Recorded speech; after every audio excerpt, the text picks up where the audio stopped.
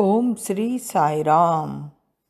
భగవాన్ శ్రీ సత్యసాయి సందేశ ఝరికి అందరికీ స్వాగతం. మానవత్వానికి మసి పూయకూడదు అంటున్నారు భగవాన్ బాబావారు. మనం ఏది ఆశించినప్పటికీ, ఏది సంపాదించినప్పటికీ దానిని సద్వినియోగపరచాలి, దానికోసం ప్రయత్నించాలి.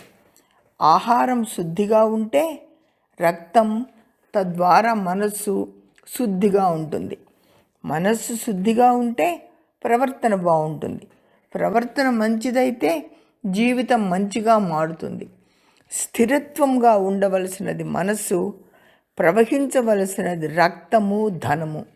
దుడ్డు అంటే ధనము ఎలాంటిదో బ్లడ్ అలాంటిది అవుతుంది అంటున్నారు బాబావారు.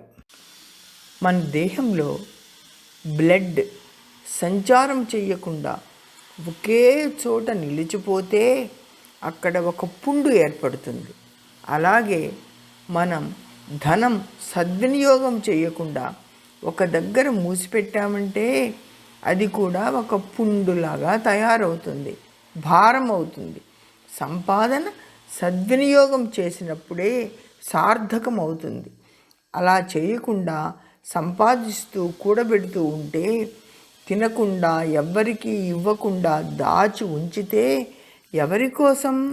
దొరలకో, ట్యాక్స్ రూపంలో దొంగలకో చేరుతుంది.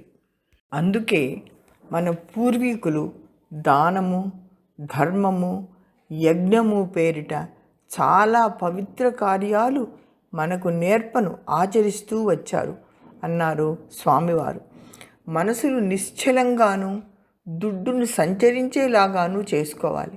తద్వారా మన జీవితం సార్థకమవుతుంది అని స్వామివారు చెప్పారు.